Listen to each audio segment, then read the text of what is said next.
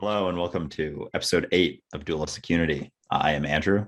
And I am deeply suspicious of the character named Ray, but I'm enjoying my time pretending that I'm him. That was my complicated answer for the day. I love it. Yeah. Yeah. And so what were we just discussing? Making ripples. And I think being able to express things freely is been a huge shift for me recently. And I think I was very close to it for a while, almost like tiptoeing around these sort of ways that I feel now. And I think there are a lot of people out there like that are in spirituality or in have these other sort of beliefs, and they've attached to a certain belief system that's maybe not super concrete as far to one side as religion, but it's still holding on to certain things. And I think that sort of switch comes when you're able to realize that you don't have to hold on to those things. And there's a lot of people who are still, even if they're just holding on to a few things, they don't realize how much they could benefit from letting those go as well. And so it's exciting to see, even with talking to Mary yesterday and being able to, have these discussions with her, and she was keeping up very well with it at her age. It was so cool for me to see. And you mentioned that we were texting afterwards, and I was like, it's awesome to see someone that age being able to do that. And you were like, well, I thought the same thing about you. And I was like, yeah, I guess it's all relative and it's all within our awareness. So I was almost thinking of age as just another construct, and it doesn't really necessarily, while being older and having more experiences could, there may be more people who are just given that amount of experience can get to that point. But at the same time, sometimes it can happen really early, and sometimes people who are older are so much farther away from it because they become so concrete. Yeah, the old expression that age begets wisdom isn't necessarily always true, right? But it is certainly true that, and I think you were mentioning this in the podcast that you were a guest on recently, that hardship, right, the difficulty that we go through often is what inspires our awareness. It's often what wakes us up. It's going through the mess. And so it really doesn't matter what age that is.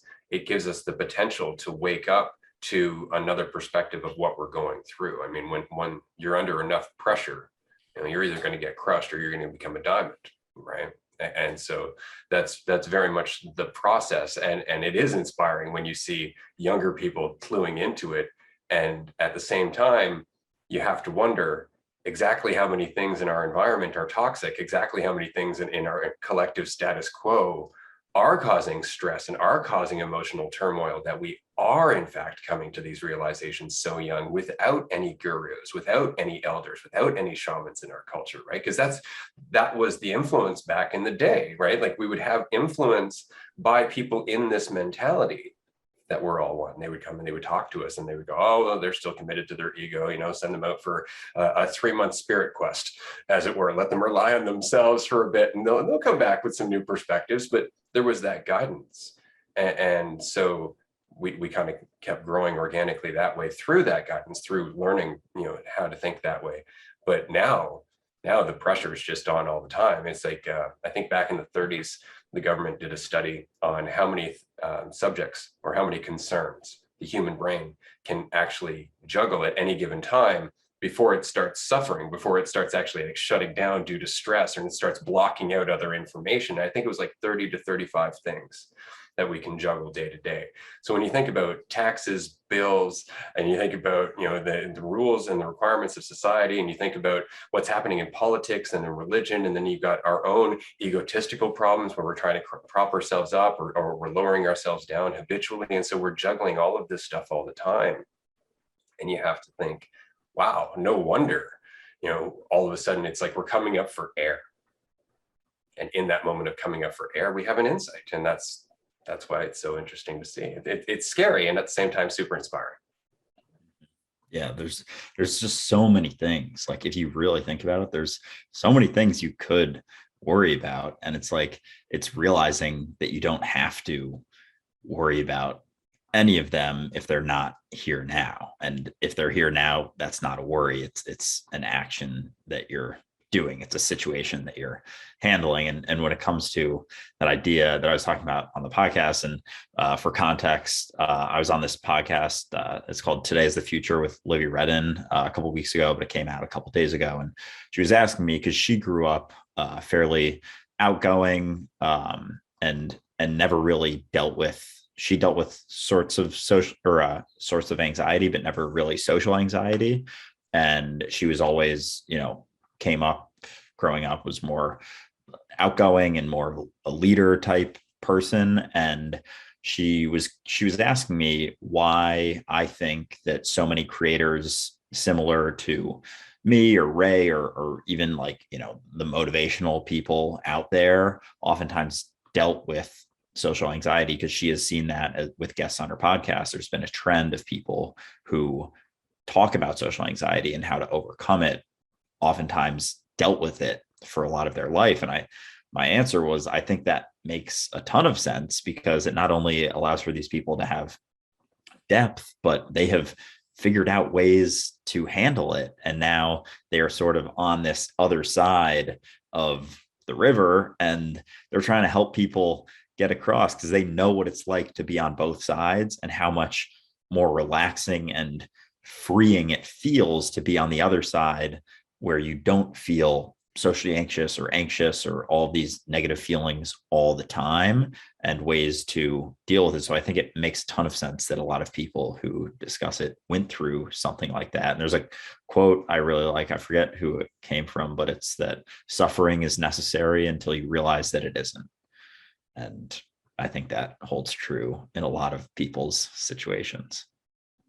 Absolutely. Well, I know that that was one of my chief motivators for a very long time, and I used to joke around about it, that I had spent so much time in hell that I made a map out, right? A very carefully detailed map on how to get out. And so every time I see somebody who's in hell, I'm trying to share parts of the map with them, right? I'm like, hey, watch out for this part. And, if you go that way, it won't be as bad for you.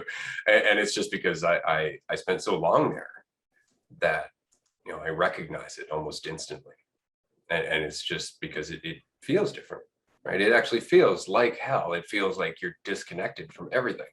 And so when you suddenly find freedom, what's odd is that you're in a state where you could focus on yourself if you want to, but you almost don't want to. Now that you're free, it's like that's all you want to do is share that feeling with everybody else. And I find that amazing, because again, it's the flip side of selfishness, right? Because to some degree, you have to be selfish to find that freedom. And then in finding that freedom, that selfishness becomes selflessness. Yeah. And I actually used this analogy on that podcast as well, but the idea of you can only give from an overflowing cup. And a lot of people who are out there, trying to change the world and make the world a better place, like, great. But a lot of them are trying to do that from a half full or quarter full cup. And it's like, if your cup isn't full already, all you're going to be doing is expressing all this energy and emotions from a very, not maybe fully empty, but partially empty cup. And that's just going to be expressed through that. So there's a degree of selfishness that you need to have before you can truly help others. And until you are at that point of freedom, it doesn't mean, like, don't help a stranger if you see him on the street suffering, if you're not fully happy yourself. I'm not talking about that, but in terms of focusing on yourself and like realizing that it's okay to be selfish with your own life and happiness before you start trying to help anyone else. And until that cup is overflowing, you're not going to do much good anyway. Yeah, absolutely. Because it's going to be distorted to some degree by your own need, right? Like that's the problem. I mean, I've met so many people. I know I used to be this person, actually, where any help I gave was specifically for how it made me look. It was specifically for how it changed my relationship with the person I was helping, right? And then of course it's like, oh, well, can you help me? And oh no, I'm busy. Well, I helped you, and if that's not really helping, that's again, that's negotiating, right? That's more or less manipulation. And so, yeah, it is difficult when your cup is not full to offer anything to anybody. And when you do, it's super important to be careful why you're offering it and how much you offer, right? You don't go overboard in making offers you can't live up to just for the sake of feeling like you can, right? And that's just self-honesty as well. But yeah, I've met a lot of people who go through that phase where they're waking up, and so the first thing that they want to do is help the world. And somebody asked me about this on TikTok, so I just wanted to address it quickly. How do we deal with this very common sensation that happens when you start waking up to your connection to everything, that suddenly you feel like you should be saving everything?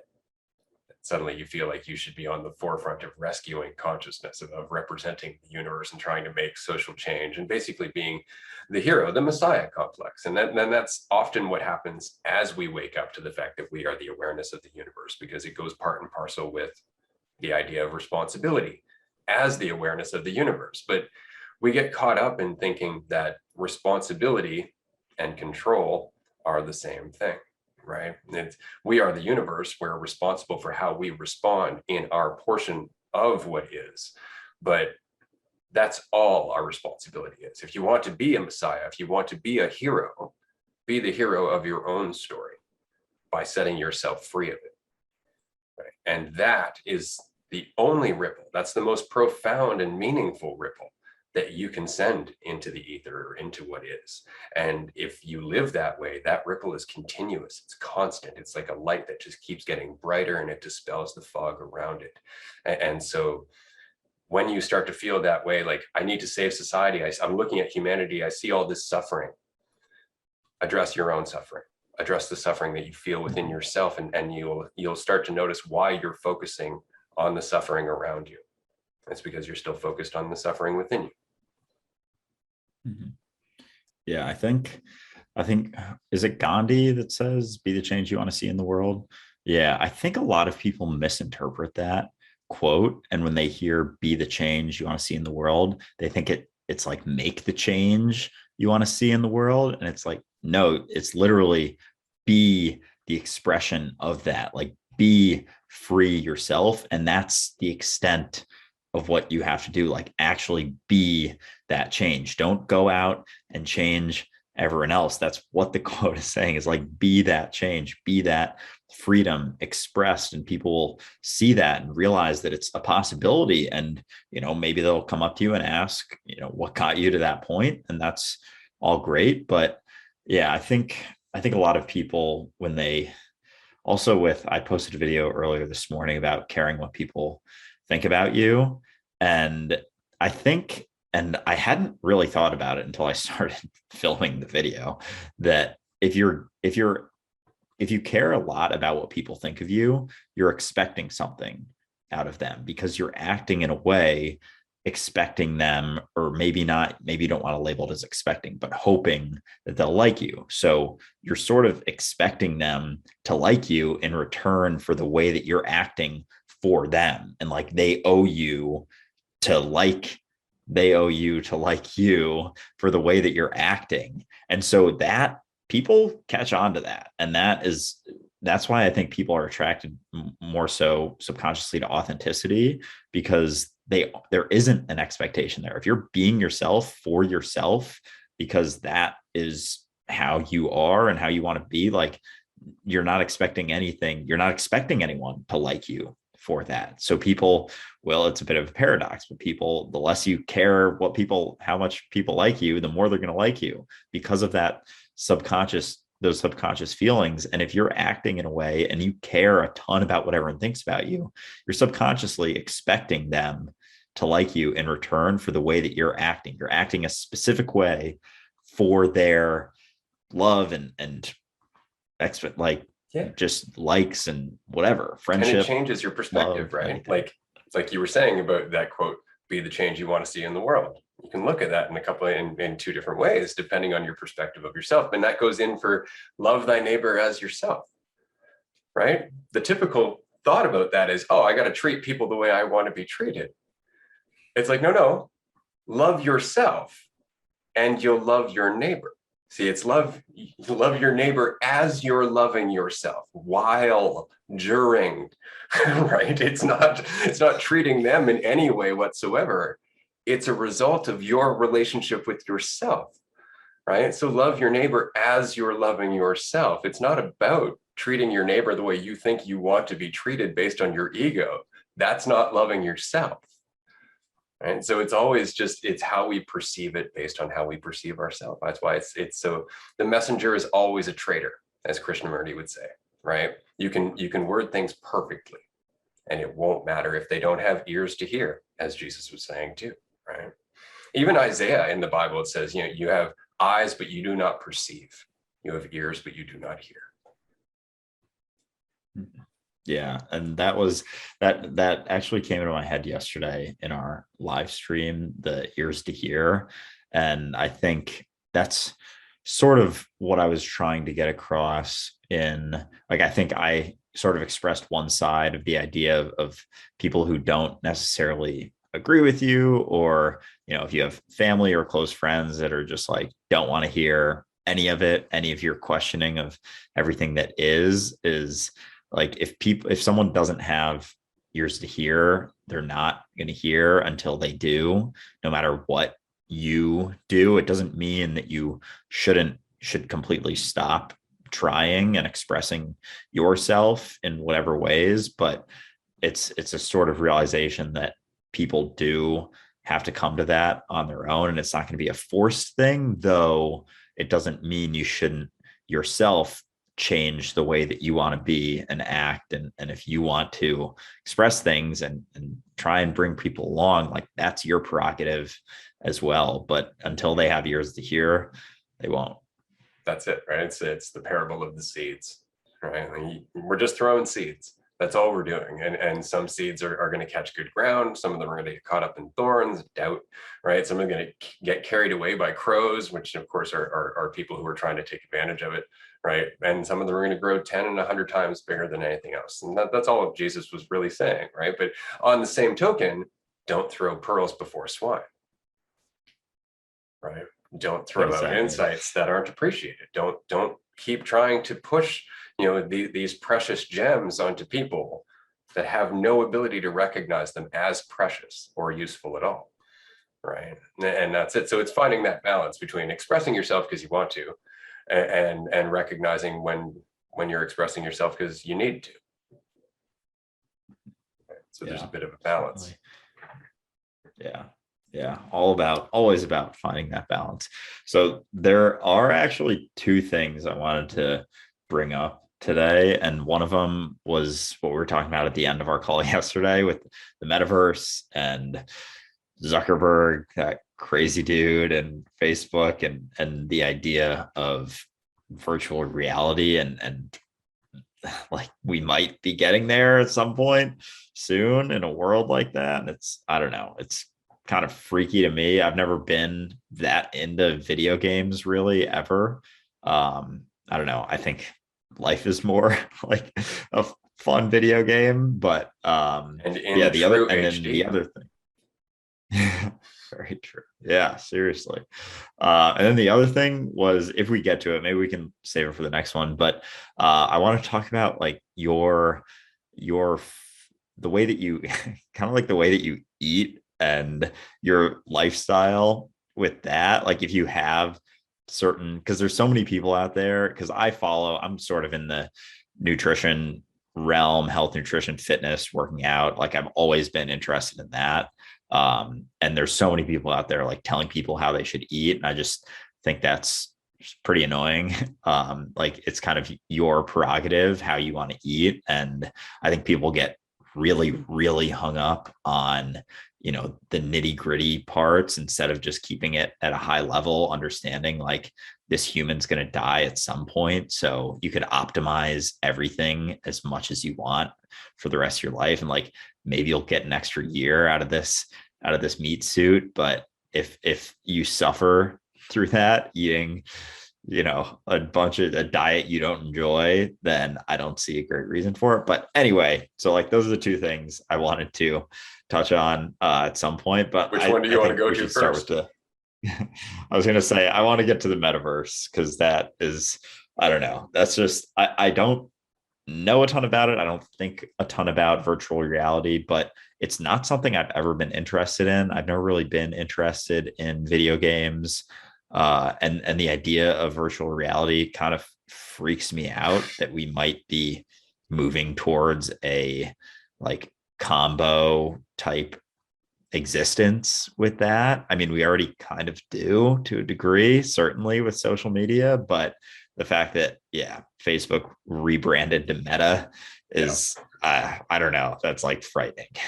It's kind of a continuation of a habit that humanity's always had, right? Like it's not even with just with social media, but so one of my first jobs was in a grocery store. And in the grocery store, when you're running out of a product, you bring the product that's left to the front and you leave everything behind it empty, right? And it's called facing. And so what you're doing is you're just making it look like the store is full. So people have a feeling that they wouldn't if everything was pushed back, right? And so we do that with a lot of things, right? Repeatedly. Like we're always creating a false reality to make ourselves feel better.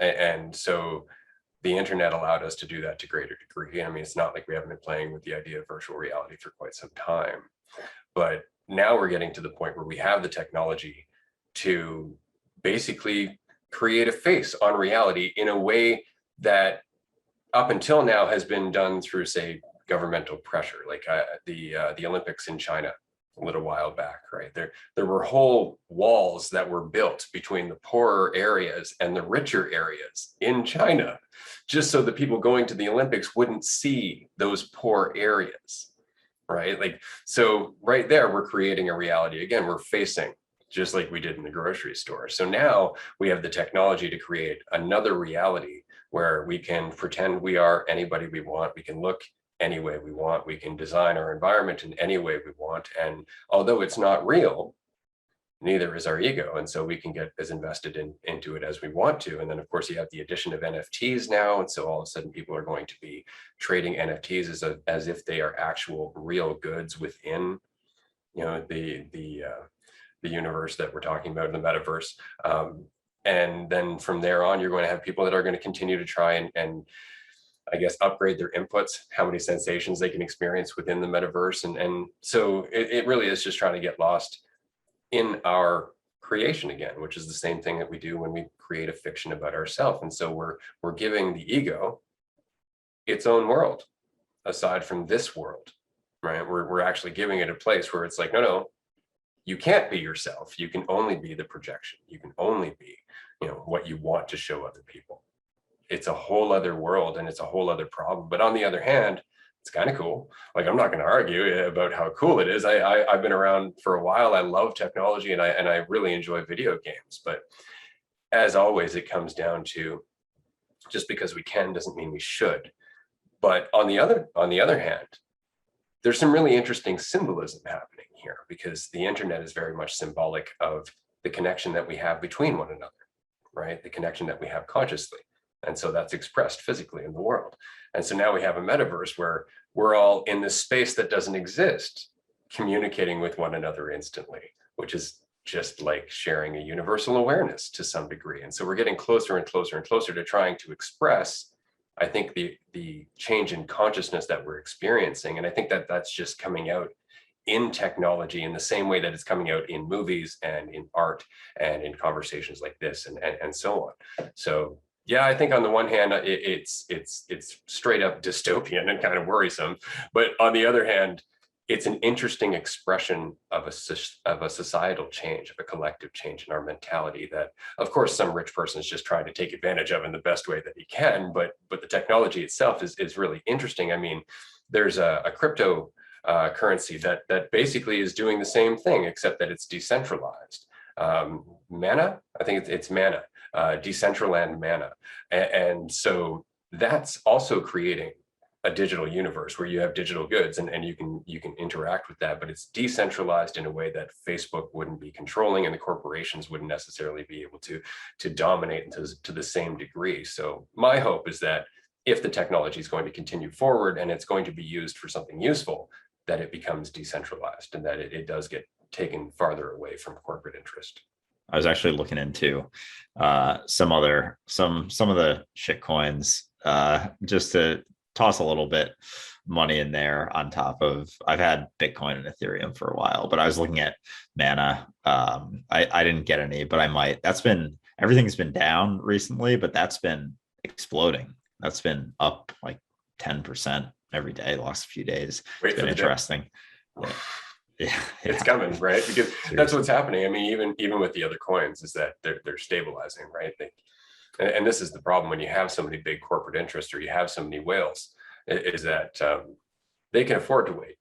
And as the price fluctuates, the people who are hoping for a giant spike, they run across bills, they run across expenses, they have to sell, or they panic and they sell. And so you just see the tree get shaken and all the leaves fall off. And then the leaves that are the most firmly rooted, basically the whales and everybody else who can afford to wait it out, they just stay there. And then all of a sudden the next batch of investments come through, or the next, the next bit of hype. So it's so important to try and wait it out with cryptocurrency, especially. Like I can honestly say that if you hold on to what you have now, 5 years from now, you will not regret it, regardless of how much you have now, right? It's just a matter of time, because the technology itself is the important part. It's not even the cryptocurrency in terms of it being monetary value, but it's the technology. It's the level of security. It's the ability to communicate so quickly and to do smart contracts and everything else that might be possible as a result. So invest in the technology, if not in the currency. Mm-hmm.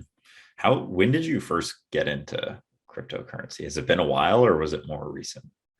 Yeah. So I heard about Bitcoin back in 2012, and I didn't get involved because I was learning about the economic system and the UCC, or I'd had a couple of years previously, and the World Bank and how the Federal Reserve works and all that. And my first thought was, oh, they're going to crush this. They're going to crush it as fast as they can, in the same way that they did with Ron Paul's Liberty Dollar back in, I think it was like 2006. Basically, it was an alternate currency, an alternate coinage that was being minted and used. And yeah, the IRS and the Federal Reserve just cracked down on that so hard. In the same way that, well, two presidents who have been assassinated, Abraham Lincoln and JFK, just happened to also be the two presidents that tried to replace the currency and get away from the central bank's control, right? The silver dollar, the silverback and the greenback were both, attempts by those presidents, and they died as a result, because there's a very strong foundational power structure here. But yeah, it's interesting. It's really interesting. And so to answer your question, it was about 2016. And Bitcoin was still around, and there was still the hype. Oh, it's being used by criminals. Oh, it's being used by the dark web, and blah, blah, blah, blah, blah. But all of a sudden there was more investment coming in. All of a sudden it just wasn't dying. And so it was right around there I started doing more research. And then later on I got into Ethereum, and now I actually mine Ethereum out of my house. So that's pretty cool. Yeah, that's awesome. Yeah, I had a friend who's, I think I've mentioned it before, he's like crazy about Bitcoin, doesn't believe in anything. He's very much like staunch in his Bitcoin beliefs, like thinks everything else is bullshit, and he'll only ever get Bitcoin. So he texted me and my other friend last summer of 2020. He was like, "Do you guys have Bitcoin?" And I was like, "No, like I just made some other investments in like some other stocks, some companies I'd been looking at."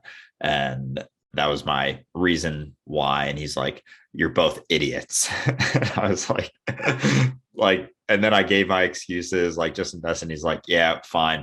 But like," and so after that, I was like, all right, maybe there is something to this. And I was lucky. Like I've always been relatively open about things. He's one of those kids that's sort of like Bitcoin is his personality. So he brings it up with everyone all the time. He's gotten better because we would just give him so much shit for it. But most of my friends, I think I was the only one, because I went in heavy. Like I went down the rabbit hole and saw, and this was, I think it was still pretty low. It was like around 10 or 11 back then. And I went down the rabbit hole and I was like, oh wow. And then I saw like the stock to flow charts and I was like, oh, this isn't just a random spike. This is very, very structured. And that was the key for me. And I was just like, maybe everything goes away and this crashes to zero.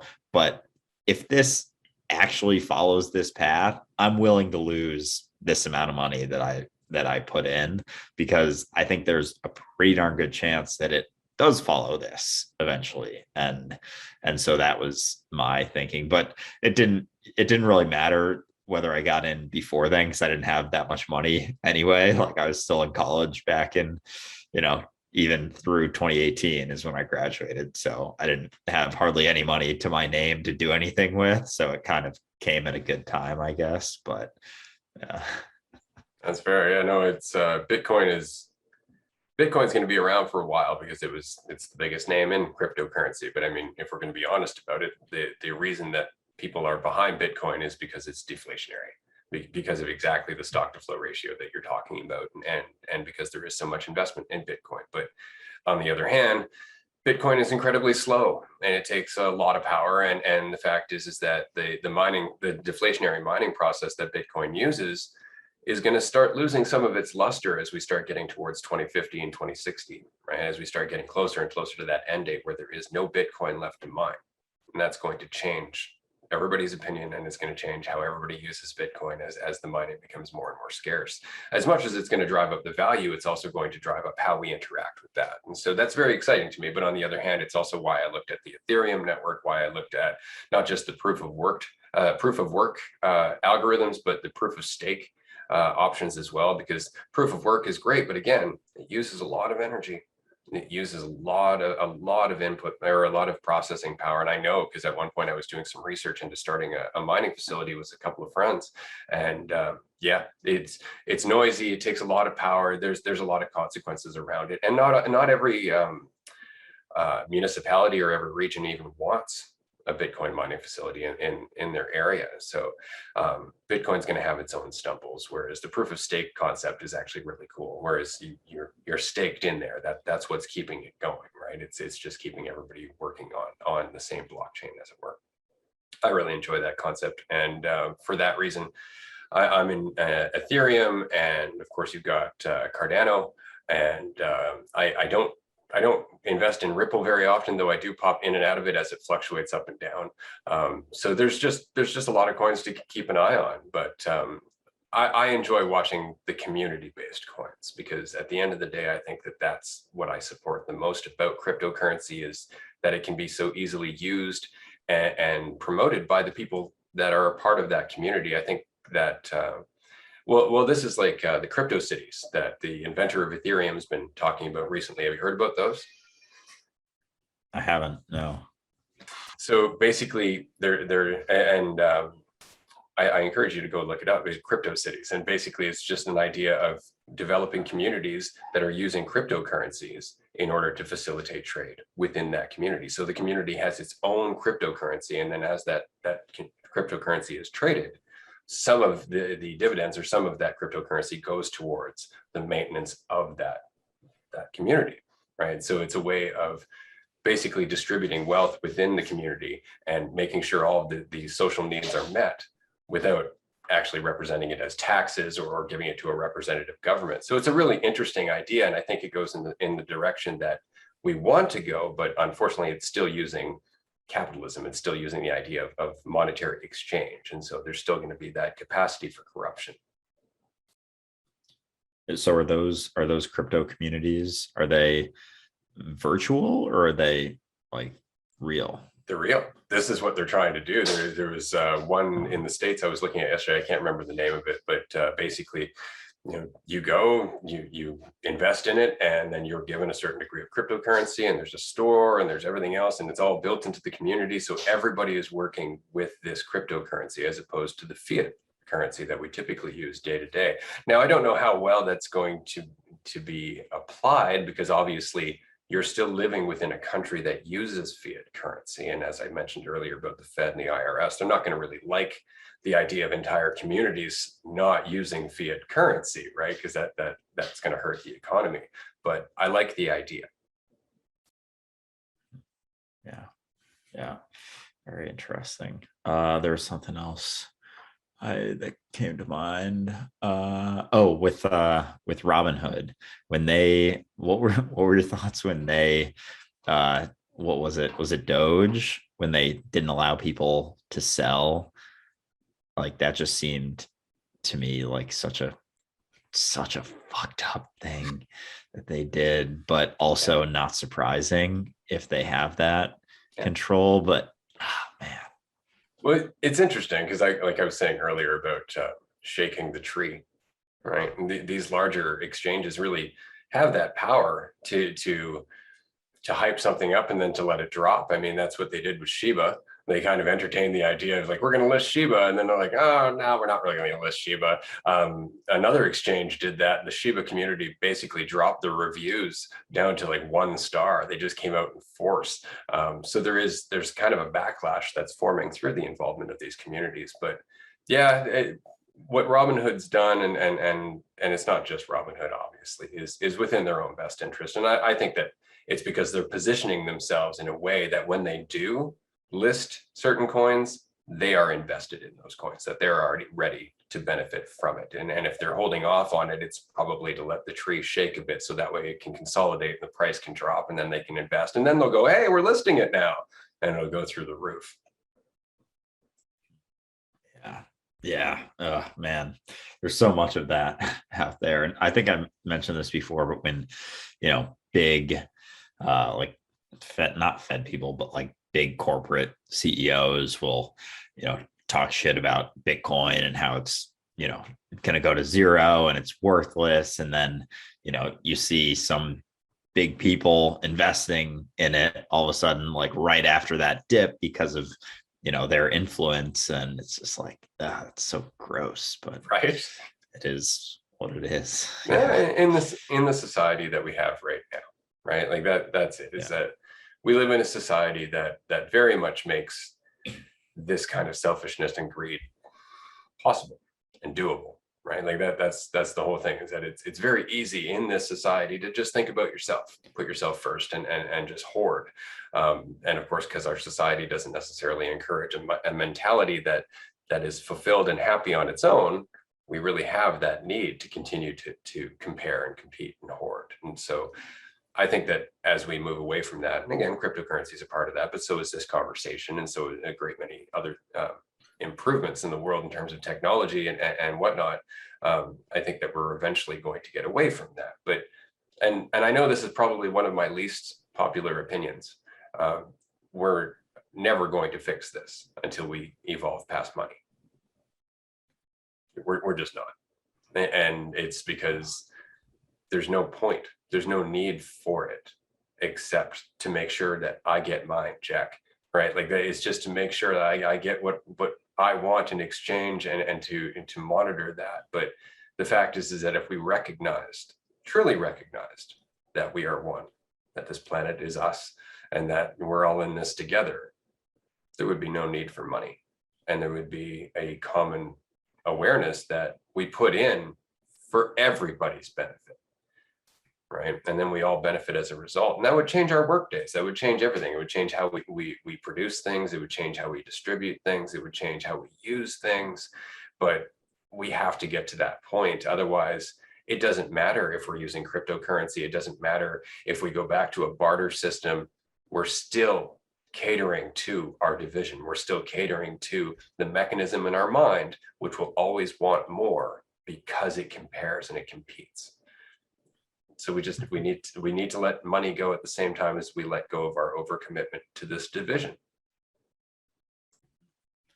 Yeah, that was one of the biggest insights I had with when I first tried mushrooms, was like the realization that I don't need, like I had already, realized that in a lot of ways for a while. Like I am very grateful and remember just like constantly how much I have, even having a functional body is like something I keep in mind all the time. And I think that when you're able to, although it seems basic to be able to see and hear, it's like, how much would that change your life if you weren't able to do that? And so then on top of that, it's like there's so many cool things you can do just being a human, like so many cool things, like being able to, I think when I was making the video about my first experience, I was like, I'm staring at a computer, talking with my mouth, making words into a microphone that I'm going to download and then put on the internet for probably hundreds or thousands of people to see. Like that in itself, like what we're doing right now, having a conversation from like, I don't know, 3,000 miles away in different countries is really cool in itself. And so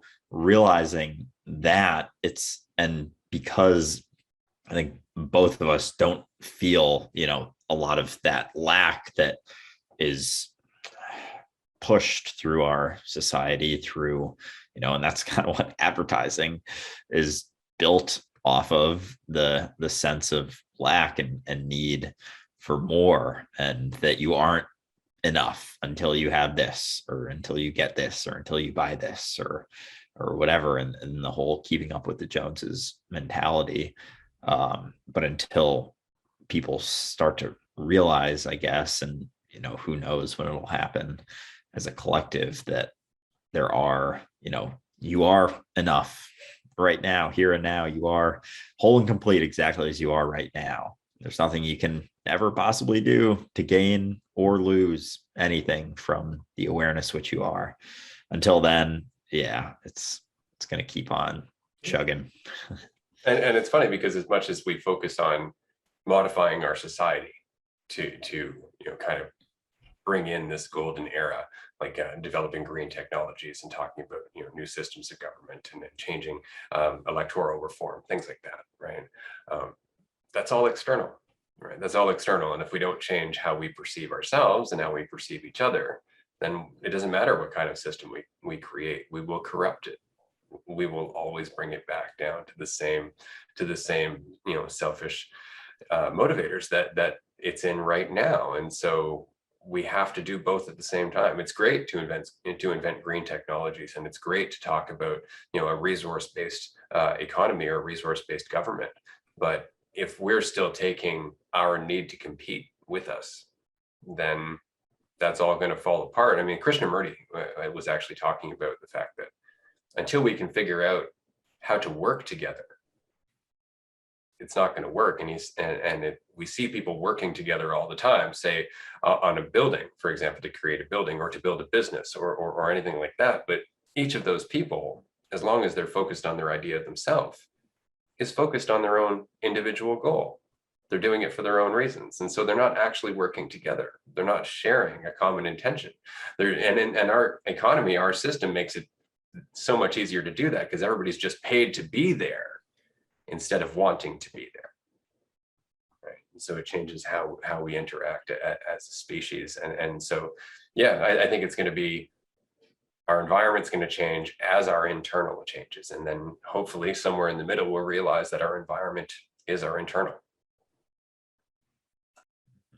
Yeah. Yeah. It's almost like no matter what system we choose, maybe there are some systems that may exist in this reality in a better way for the collective, but it's still, if we still have these beliefs about ourselves and it's still rooted in our perception of division and duality, then it doesn't really matter which system is there, because it's, like you said, it's not within, it's all without.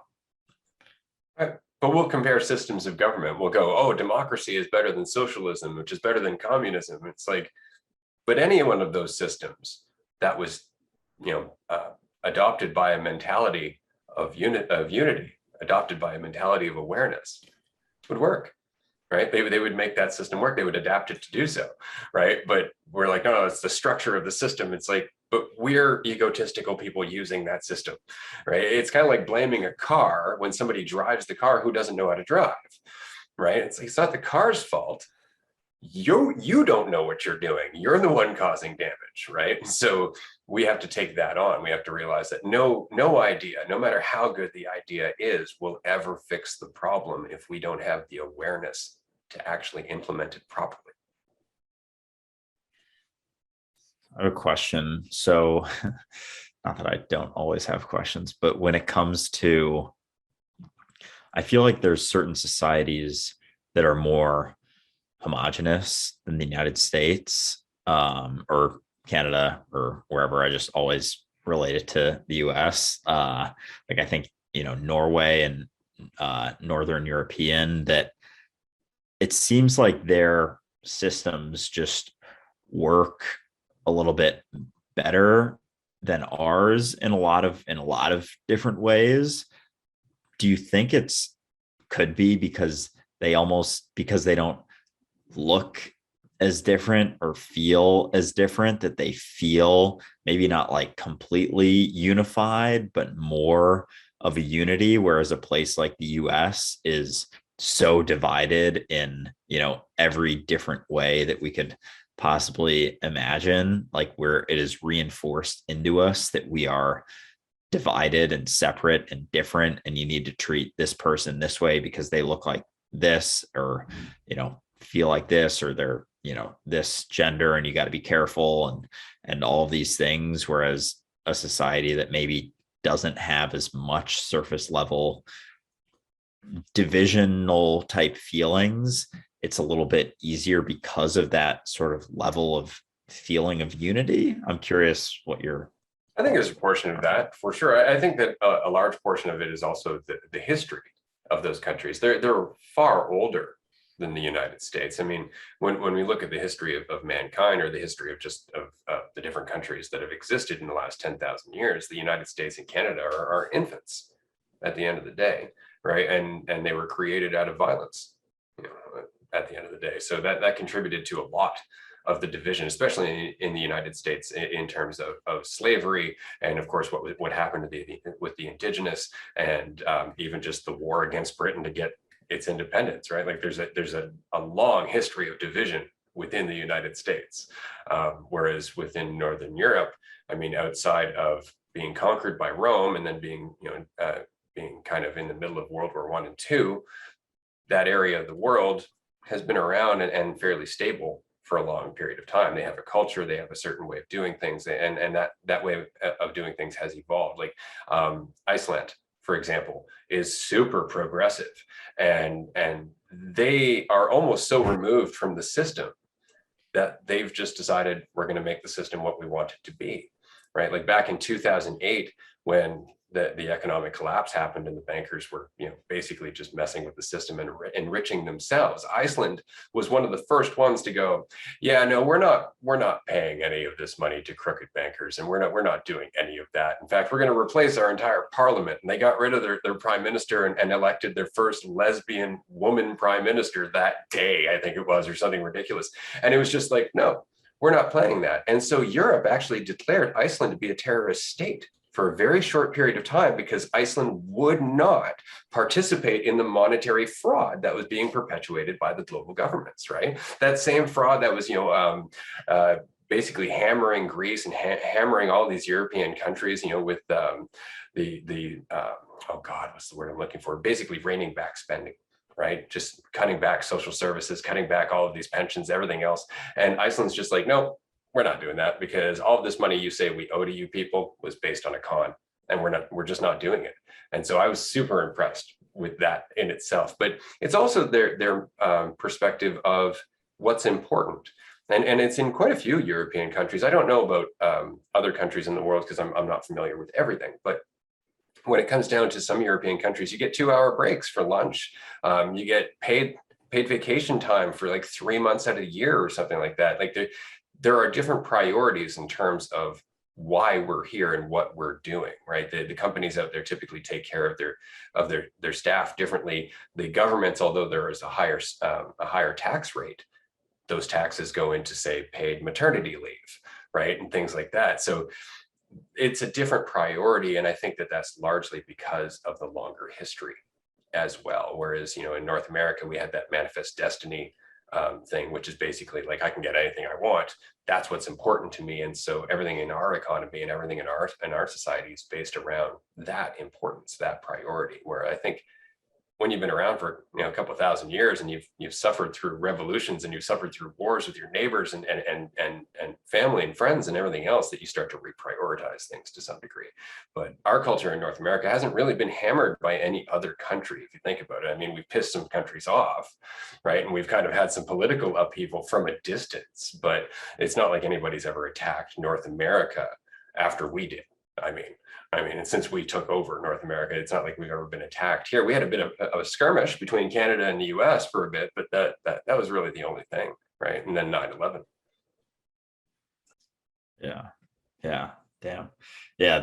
Those priorities sound pretty awesome. I mean, there are days that I take an hour and a half for lunch just because no one says anything when I do. But yeah, that idea of Iceland being declared a terrorist entity, for that, just if that doesn't drive home the idea that there is no good or bad, and it's all perception to someone, like, I don't know what does, because they weren't willing to be involved in this schemy, like, money hungry ordeal. They were deemed a terrorist organization, which is, like, in most people's mind, the epitome of evil and bad. And it was just because of that they were deemed that. And, like, that's absolutely outrageous. I didn't know that happened. That Yep. Yeah, absolutely. Well, and I mean, there are so many things to consider when we talk about who gets deemed a terrorist state or who gets deemed evil in the world, right? Like, and why?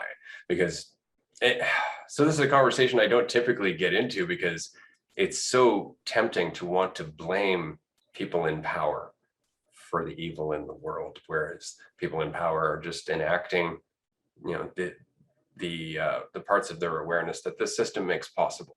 Yeah, that's very, your idea that idea of blaming and not blaming those in power for the actions that they take or whatever with the system. I actually had a friend, I've mentioned him before, who just, like, questions a lot of things, and we have pretty good discussions. He was my old roommate, but I was going on a rant about how politicians are all just, like, short-term thinkers. They don't think about the long term and blah blah blah, just getting into that, just, like, kind of ranting, talking about it for a while. And he was like, well, can you blame them? They have 4-year terms or 2-year terms. Like, the system is built for them to think in the short term, and their goal is, that's their job. So their goal is reelection. So of course they're focused on reelection and short-term thinking, because long-term thinking isn't going to have enough of an impact to get them reelected. And so it's almost like that's part of the system. And I was like, oh shit, I wasn't thinking about that side of it, but that makes a lot of sense. And I think it ties into that idea of, like, can you really blame them for thinking short term? Like, is it really their fault, or are they just a product of their environment? Yeah. Yeah, exactly. Which is, I mean, like, the same can be true for, say, the police force and the increasing violence and brutality that is involved in the police force. And it's like you have an organization that has a very short period of training, right, and offers authority and a gun to people who might very much need authority and a gun, and that's a danger, right? Like, there should be some degree of a psychological test involved. Like, I've often said, people in power should be the people who don't want to be in power, right? They're the ones who shouldn't want to use that. And so it's funny that we have a system of government where we literally elect the people who want it the most, right? And who are willing to pander the most to every crowd, who are willing to change what they say and what they think to get the most votes behind them. And so they want it so bad. And that's why we have no integrity within our system at all. And so, again, going back to cryptocurrency, I would love to see us adapt a local governmental model where everybody has the ability to vote in real time on every issue within that local government, right? And why couldn't we do that? Why do we need to have elections every 4 years where we vote for somebody based on their promises and our assumptions, and then we don't get a say for another 4 years? Like that's an act of blind faith and stupidity. Yeah, it is just, it's almost comedic the way that, especially, I mean, especially recently in the US with our elections and the debates, like it's like absolutely ridiculous to watch that, like, these are our best options. It's like, oh, I don't even want to go to the polls. Like, oh my God. And I've actually had discussions with some of my friends who think similarly to me and are kind of just like definitely not extreme on either side at all. Just kind of see that both sides have some things they are probably right about, some stuff they're probably wrong about, and that it's more so just the system and idea. And we were talking about like the people who want to get elected and how it seems like we're picking from like maybe the bottom 60%, like out of all the people in the country who would be a great president, the top like 30 to 40% want nothing to do with it. So we're starting from the 60th percentile. And then probably from there, it's like 50 to 60. People are too in the middle. They're not extreme to get through the primaries. So then, really, for the presidential election, we're starting with like the bottom 50%.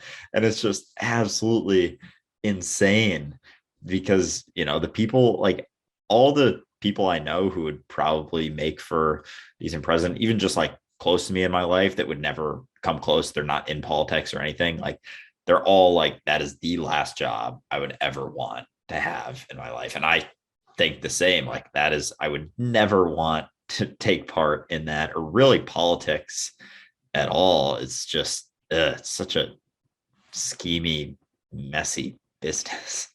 Yeah, because there's very little honesty in it. It's all pandering, right? And it's largely because, I mean, the culture that we have is looking to be pandered to. And so as we had that need to be pandered to, politicians slid in, pandered to us, and the loop just kept getting worse and worse and worse until now it's just saying what we want to hear. That's it. It's not even a platform anymore. It's not even about actual, policy decisions so much as just policy promises. We don't really get into the details, and the details are scattered at best. It's like, well, what is your plan for that? It's like, oh, well, we got this great 20-page plan that we're going to go through, but we know the minute we bring this to the House floor that it's going to get ripped apart, and none of this is actually going to see the light of day ever. But we're not going to say that to you right now because I want you to vote for me. And this sounds really, really good. It just goes back to the same stuff we've been talking about the manifestation industry, right? It's like, if I tell you the whole truth, then you actually have to think about things, right? and that means you may not like what I'm telling you, and you may not do what I want you to do. And it's like, if we're going to run our society, whether it be local or otherwise, we have to do it from a state of mind where we're willing to look at the things we don't like, where we're willing to actually measure and weigh the information without identifying with us somewhere in that process. So that way we can actually make a decision that's based on clarity. Yeah. Yeah. I know. It's I don't know. I don't know if really what, I don't know even where I would start. I don't know. Do you have any ideas where you would start if you were given the reins with things? Yes, I do. Yeah.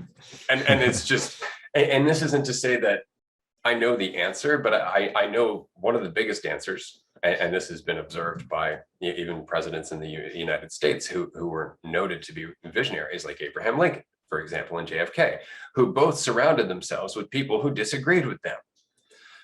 Right. And they did so they could get a more rounded picture of what everybody wanted, of what was all the possibilities.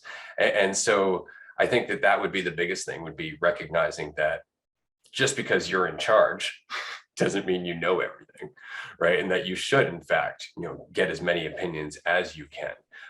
But yeah, I would do certain things that would change things. So the first thing I would do is get rid of a federal government in the way that it's run right now. I would very much strip things down to a local government level, and then have those local governments integrated with other local governments in a cryptocurrency blockchain type of fashion, where everybody is monitoring their resources and productivity, but that the blockchain is used then to make sure that those resources and what's being produced are distributed evenly and simply among all of those communities, right? So to make sure that everybody has enough, and that if there is any excess, that it's evenly distributed. And I think that would be one part of it. But another part of it, and this is going to be the biggest problem, is that as long as we are participating in this system, and I know after the last podcast where we were talking a bit about contract law and the UCC, and how we all are kind of agreeing to this through our identity, through our person, a lot of people ask, like, how do we get out of this?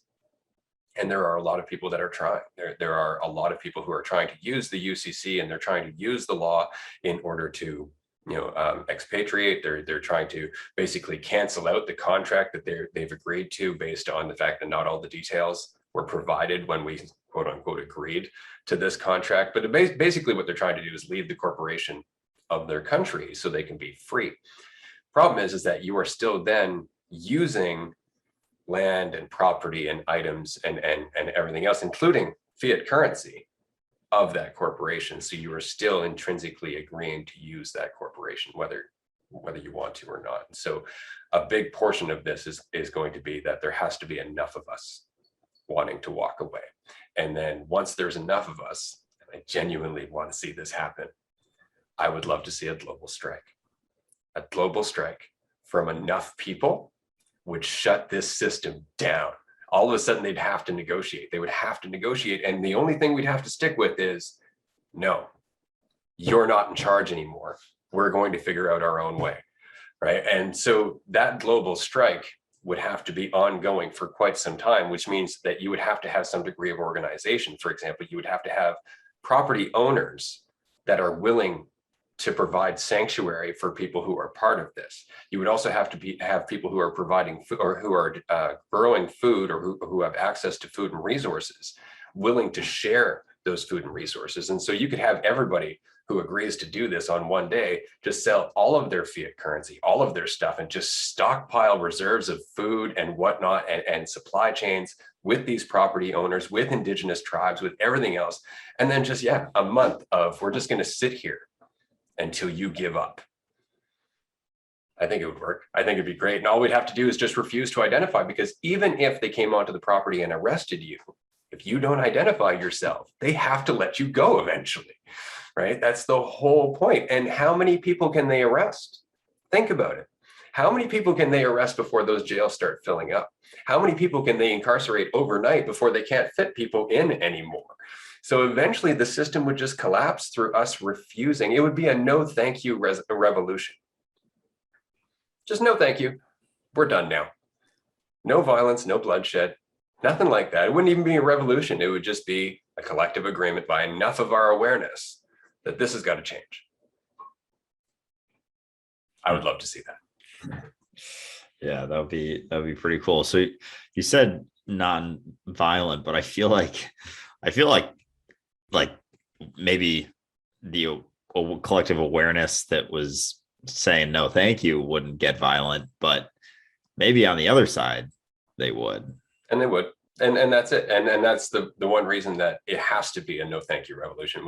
There almost has to be an understanding that there's going to be suffering through this transition, that we are going to be arrested, we are going to be beaten, we are going to be oppressed, they are going to try and crack down on us, and we have to be willing to accept the nature of our awareness, which is that you can take everything from me except the inch I'm not willing to give you. And that's it, is that we have to be willing to take the hit. We have to be willing to suffer and indeed even die for it if it's really worth it to us. And if it's not worth it to us, then we have nothing to complain about as this raging dumpster fire really starts to ignite. Yeah. Yeah. I mean, I don't know. Do you think there's enough people who are close to I think that's what we're a part of. Realizations? I think that's what we are a part of. I think that's what the people who are listening to this podcast are a part of, and the people who are having similar conversations are a part of. And I've been watching it grow over my lifetime alone, and I know it's been growing a lot longer than that. Like, there's clear evidence that we've been oscillating in and out, closer and closer to this truth as we continue as a species. So yeah, we're getting there. I don't know if there's enough people right now. I mean, in all honesty, I haven't mentioned any of this on our podcast up until now because it's a conversation that you have to have with people who see things in a certain way, because anybody else is going to just resist and say, like, well, system's protecting you. Like when I posted a video from our last podcast the other day about the UCC and contract law, somebody wrote back, well, at least we're not German or Japanese, referencing World War II.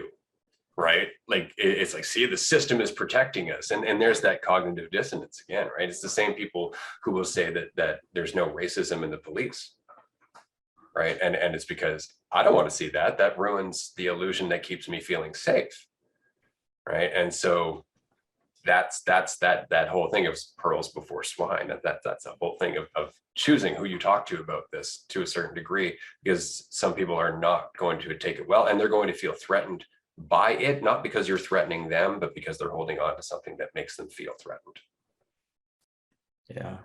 Yeah. That idea of the police, something I think about a lot now too, especially when it comes to like drug use and whatnot, that it's crazy. Like there's got to be police officers who have done illegal drugs, and yet they're the authority that, or the DEA or whatever, that confiscates them and does drug busts and all of this. It's like, if they've done it before, it's just crazy that they're humans no differently than anyone else, and yet they're given a badge and now they're able to enforce these laws. And I guess they're just enforcing the laws that are created, but it's still so strange, right? I mean, that's the thing, is that they're enforcing. So it's against the law to kidnap somebody, right? But if you go out and try, cop comes over and kidnaps you. Yeah. Because they're allowed, right? So to enforce the laws, we empower people to break those laws. And so it's like, I can't imagine why this keeps going so badly. Yeah. I used to think about that more with like speeding, like what if a cop's speeding, and they're not on duty or something, or they know where the other cops are, so like they could speed whenever they want. That's how I used to think when I was younger. I'd think about that and wonder about that all the time. It's like, damn, I guess it's kind of cool, but also kind of fucked up. And it goes back to that whole, you don't question a rule that your authority is derived from. Right? I mean, that's the thing. When you're in power, you don't question what gave you that power.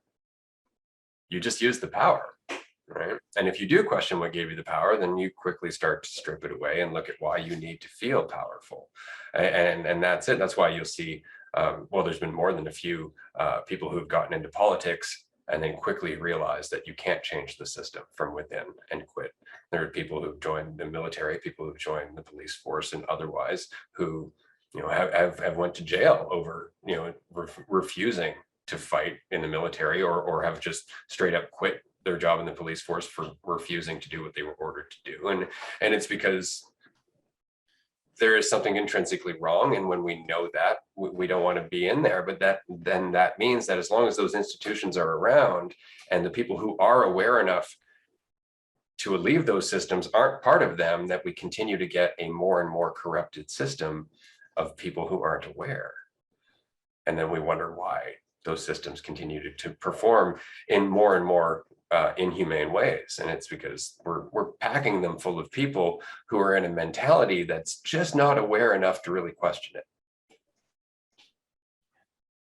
Yeah, there was a kid who became I had a couple of my friends from high school visit me a month or so ago, and we were talking about kids from our high school class and what they're up to now. And one kid who's kind of like a total shithead, like we were like, what happened to him? And you're like, oh, well, he's a police officer now. And we were all like, oh no, like, God damn it. But yeah, it's so interesting how the people, or even I think I see this with a lot of baseball coaches. Like I played baseball from when I was 5 years old to 23 years old. And I saw that a lot of coaches, especially at the college level, and, even for mid-major Division 1 who just like shouldn't have been baseball coaches. And there's so many people out there who would be great coaches, but the people who shouldn't be there, who have like, are like egomaniacs and just kind of assholes who are not good at the kids, especially where I was, because it was like a pretty good school. So a lot of kids were very focused. A lot of them knew they weren't going to continue and play professional baseball. They didn't really have dreams of that, whereas other schools do. There's a certain type of kid that just is attracted to one school or the other.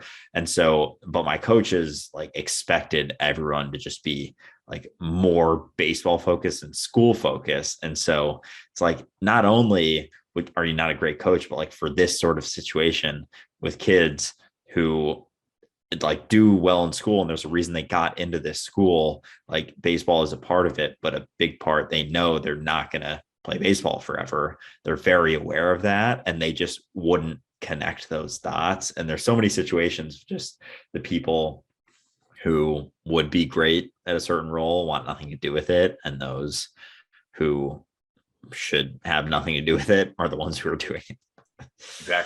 Exactly. Like, I have a tendency when I'm in a group of people working on something of just being the kind of the linchpin. I'm just like, okay, how can I help here? And how can we help? Let's collaborate on that. Let's figure this out. And I just happen to take on that role all the time. And it's because nobody else is.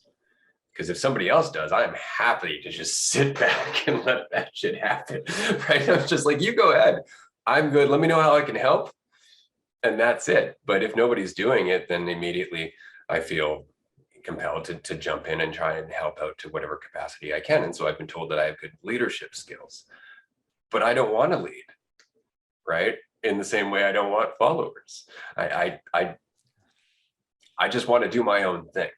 And because of that, when I am in a leadership capacity or in a leadership role, there's no need for it. There's no, I'm higher than you. I'm telling you you got to listen to me, right? And it's just because we're just working together. I'm just playing this role because that's what's necessary right now, right? And then that's it. But yeah, we end up with a lot of roles that people shouldn't be in. But again, our culture doesn't care about that. Our culture promises money and stability. I mean, how many people do you know that went to school specifically for the money and the stability without ever thinking to themselves, what does my soul want to do? What do I actually enjoy? Yeah, more than 50% for sure, without a doubt, if not, 80%, especially at my school. But yeah, it is kind of a funny paradox. And also with your, whatever role you take on in whatever situation, it's like you don't take it seriously and you don't identify as that. And that's the thing too, is people who are, leaders, they identify as being a leader and they take it so seriously and figure out, they try and say exactly what a leader should say instead of just saying what they will say. And it's so many things are just half-ass backwards. Yeah, exactly. And it's so funny because we get conned into these things. We get so caught up in thinking in ways that makes all of this corruption and all of this systemic problem possible.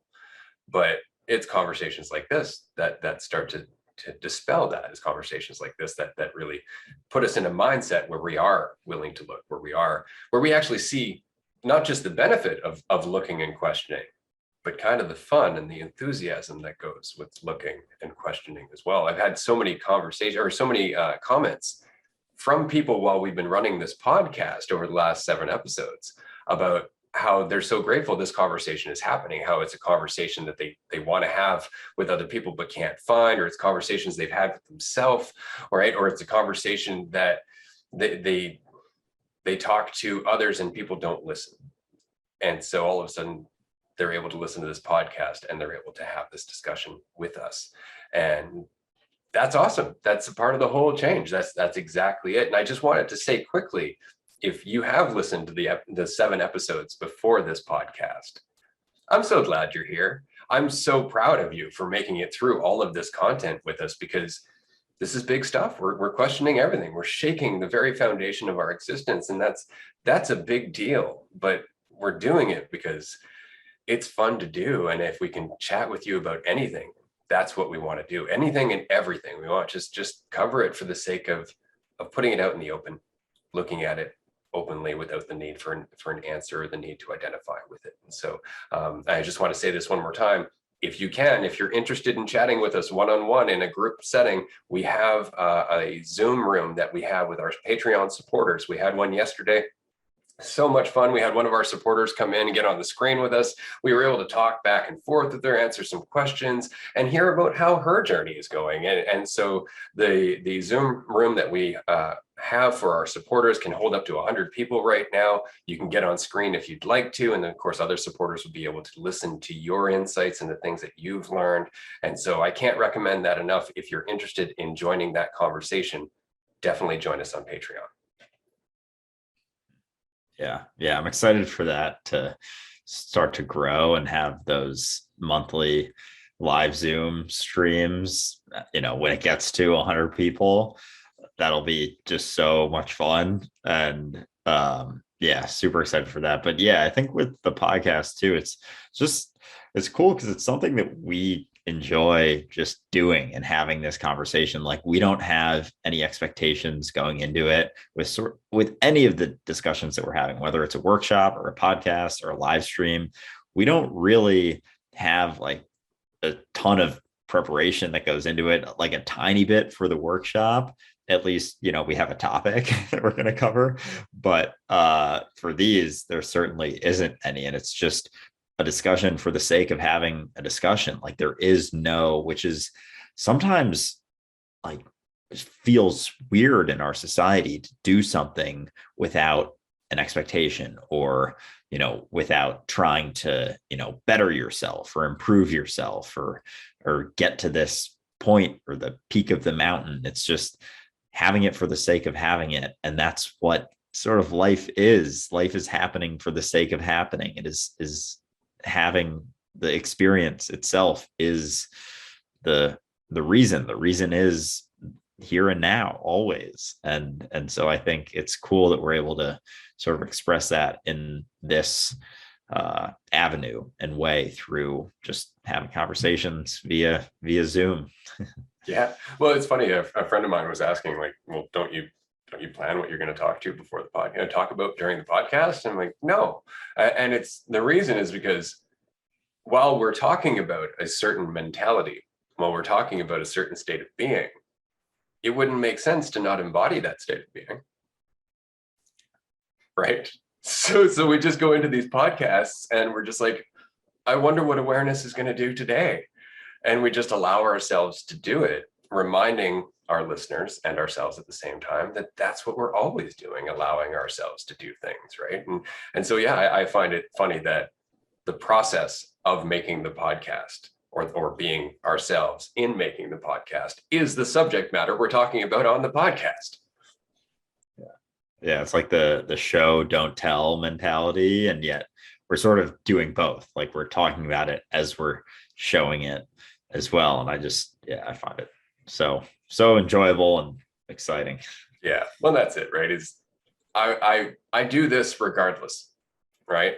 What I'm enjoying about this is that we're able to put this in a format and in front of people who are looking for it, right? As opposed to me just walking around my life, occasionally stumbling across somebody who has an interest and just mentions it. We're actually just throwing seeds out there, and people can find them when they need them. I think that's great. It makes me really happy. Before we wrap up, because we're coming up to an hour and a half already, you had a question about food, I think.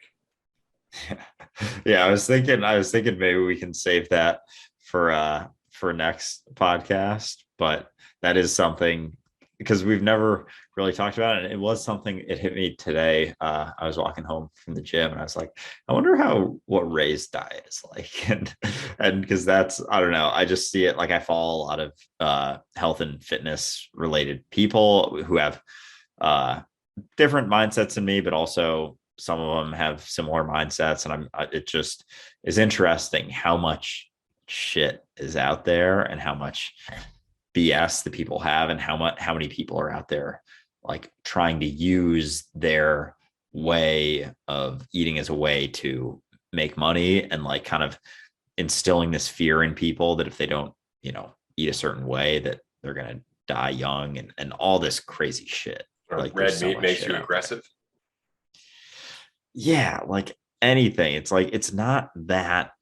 It's like simpler than people think, and it's the same with what we discuss on here. Like it's simpler than people think when it comes to fitness and working out. It's simpler than people think, but people like to overcomplicate it because it's a lot easier to make money when you re-explain, when you complicate a process, then explain it and try and get people to think that they need you because it's so complicated, but you know how to do it, so then they have to follow you, when in reality it's not that. It's like we put all this stuff on top of it, where if you just peel it back and you can utilize some of the things, like there is certain things based in truth, even with like a ketogenic diet, like not eating carbs. Yes, that can be helpful if you're trying to lose weight because it cuts out an entire macronutrient.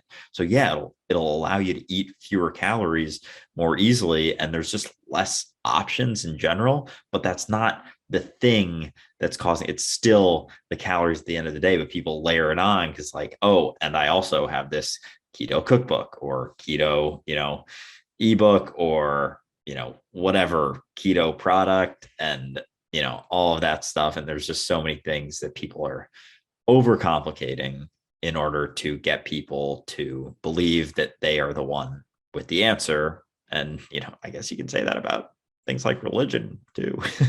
Yeah, absolutely. Well, I mean, and sometimes it's deliberate to make money. You have your snake oil salesman, right? And then you have your unwitting snake oil salesman, the people who just convince themselves of something because it makes them feel really good.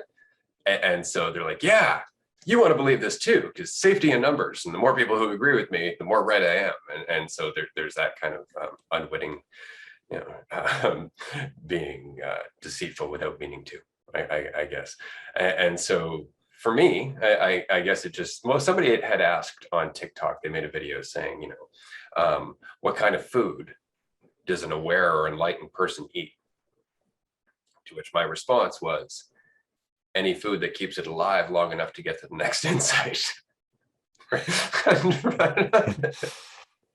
That's awesome. I love that. and it's like, and I say that because of my own history in being in poverty and going through malnutrition and starvation. Just eat, just get that food in you. And admittedly, like sometimes that food's not the best for you, it's not healthy for you, but it's keeping you going and it's getting you through to that next insight, which is going to change your behavior, which is going to change what you eat and why, and that's going to lead you to another insight. And so it just becomes, continue to refine your own sensitivity to what feels right for you, right? And so you can sample different diets, you can sample different things, but it's committing to them as the truth. And that's why people who do that, it doesn't take long. They'll go from one diet to another diet to another diet to another diet, right? And I know for me, I've lost about, I think probably 35, 40 pounds in like the last year.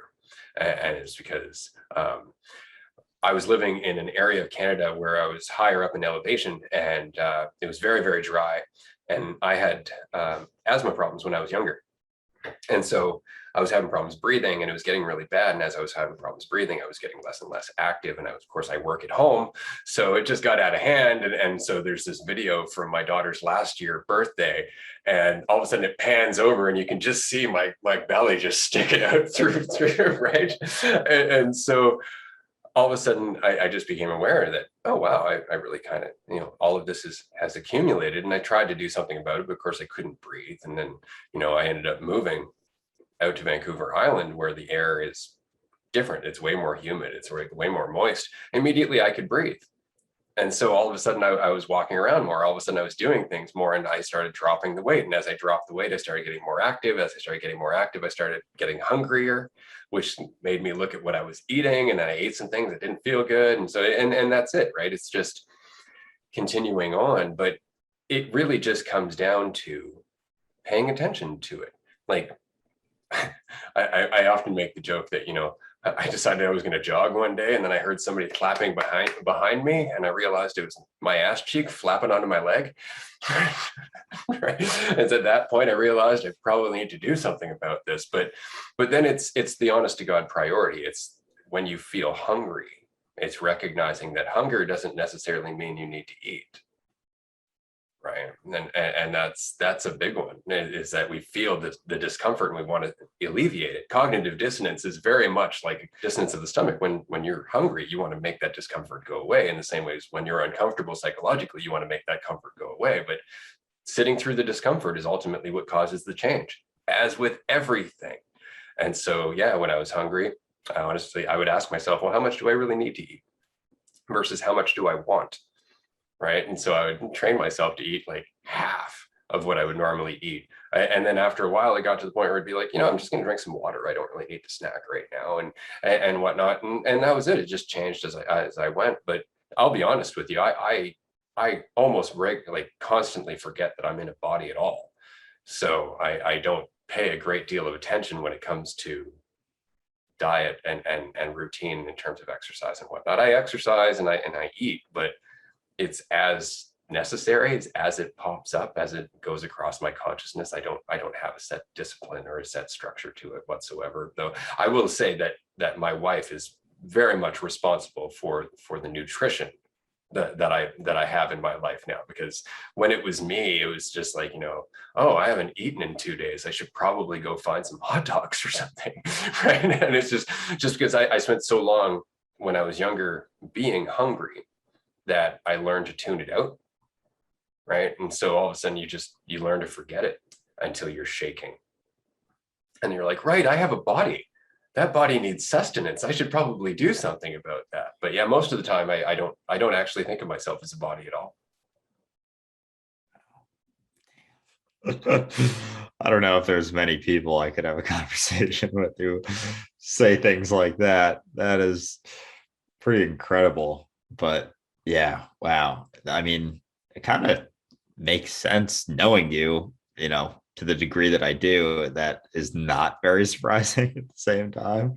But it's funny. Yeah. And that initial question that someone asks you, like, what does an enlightened person eat, is just one of the funniest things too, because it's like, whatever you want. And yeah, I don't know. I'm much more along the lines of finding something that works for you. Like the best diet for you is the one that you enjoy. Like it shouldn't be a thing that you suffer through thinking that that's gonna.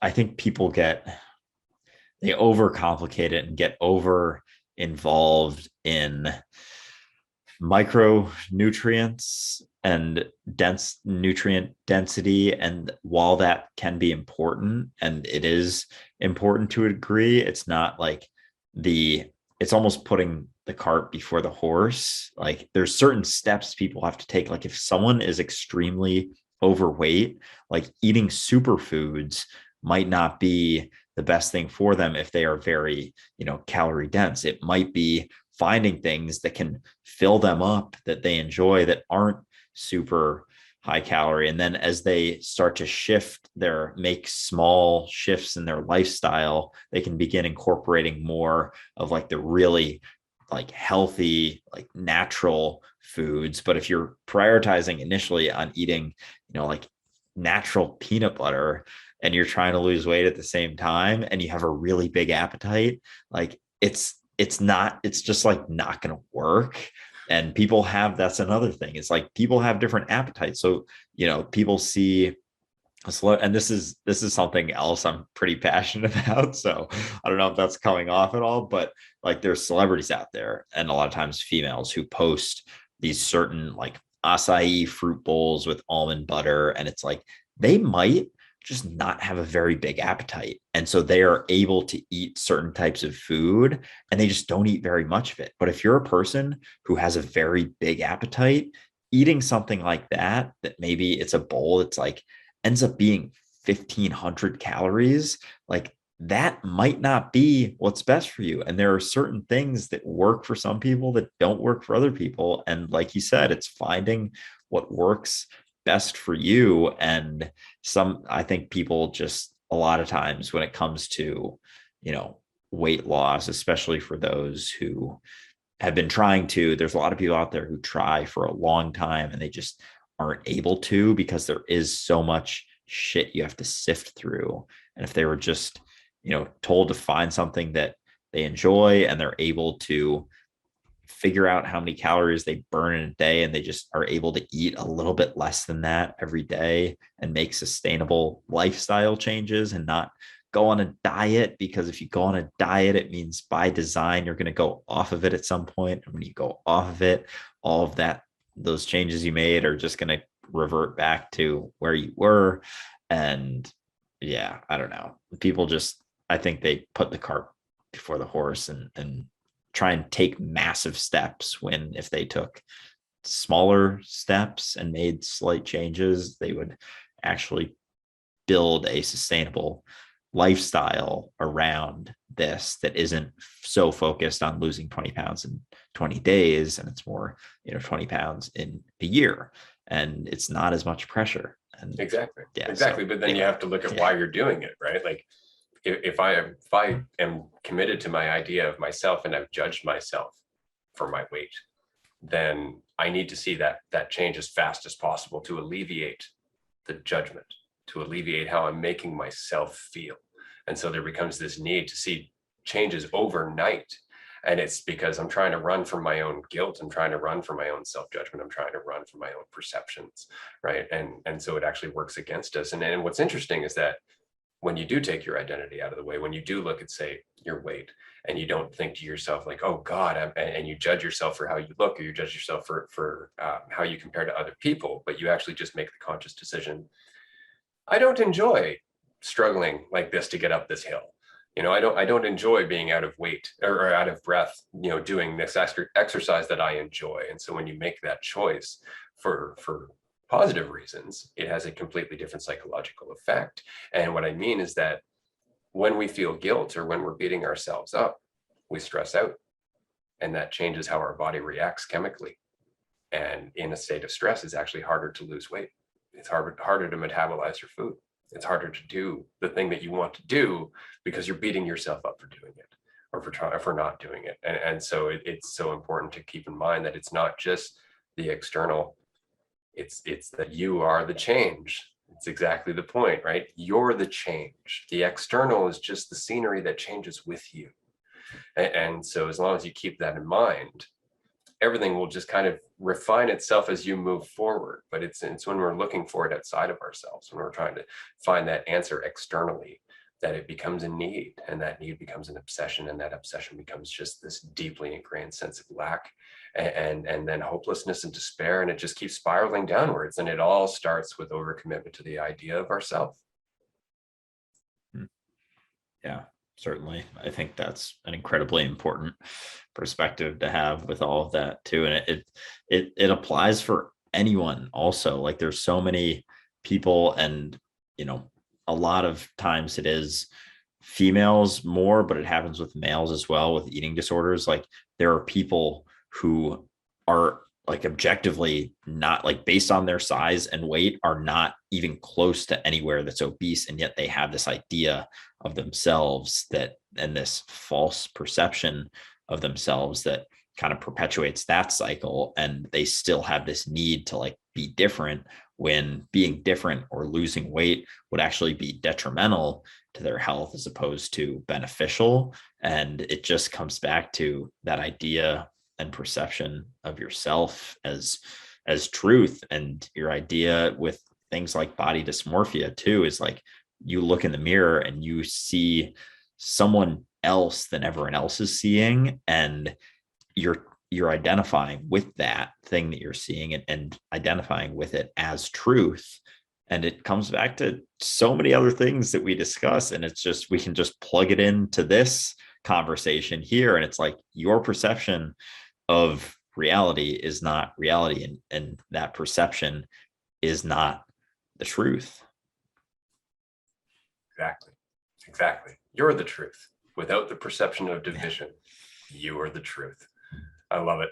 Absolutely. So this has been episode 8, and now that we're approaching the 2-hour mark, we should probably start to wrap up. But this has been a hell of a week. I mean, between the supporter only live chat we did yesterday, the workshop that we did on Tuesday regarding manifestation, and of course the social anxiety and worry series that's now available on our website as a digital download.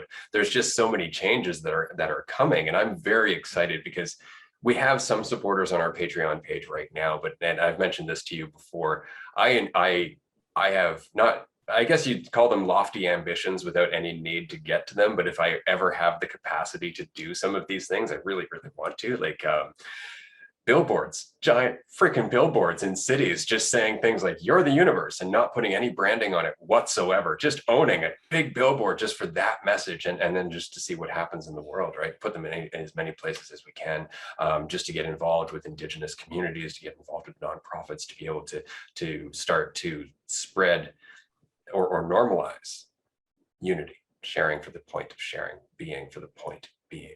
And so as I see this grow and I see people starting to watch us and follow us and join us on Patreon and whatnot, and these new series are coming out, and as we continue to go, we're going to cover more and more and more topics from this perspective of clarity. We're just creating more and more ripples. And I have to admit that every day I wake up excited to see how many people I get to talk to today. Yeah, me too. And I was actually thinking about just this process that we've had. And I was watching, it was like some YouTube video of some entrepreneur just talking about his, keys to success or something. And I was thinking about like people who start businesses or work on projects, they spend so much time up front, like planning and thinking about it and having this idea. And we basically didn't spend any time up front. There's been time spent obviously now since then, but like we have all of these things happening and it's just like happening as we're going. There wasn't any upfront like talking about, like there was a tiny bit like, hey, should we start a podcast together? Like, yeah. And then we just started doing it. And now we're on episode 8 already. And there wasn't that upfront. And we've learned as we've gone. We've started doing the workshops now, the Patreon and all of it. It's been very cool and just a cool, another testament to just being here and now and just doing things and taking action and not spending so much time fidgeting and questioning and planning and all of this and just getting into it and doing it. And here we are, however long it's been, 2 months later, pretty much. It's just very cool. It is, yeah, because we're being the change that we're talking about, and we're just expressing it as we change throughout this, and we're listening, or rather we're talking, and people who are listening to this are changing as they're listening to this, and then they're coming back with feedback, which is causing more change, right? And so I get very excited by not just this conversation that we're having, but how many people are getting involved with it and how many people are enjoying it, and what that means, like how we're going to continue to just ripple that outwards. And we very much covered that in our manifestation workshop, and I'm really looking forward to making that publicly available, because there are just so many good juicy insights that we're getting into there, just about how, again, we are the change. And we'll end it there. On that, do you want to plug anything before we leave? I know that your ebook is going swimmingly. I've been reading it as it's being updated. It's such a good read. Anybody who hasn't read it yet should definitely go and check it out. It's available. It's on sale right now for a limited time. You can find it through Stan, and you can also find it through the Dualistic Unity website. Definitely go and check it out.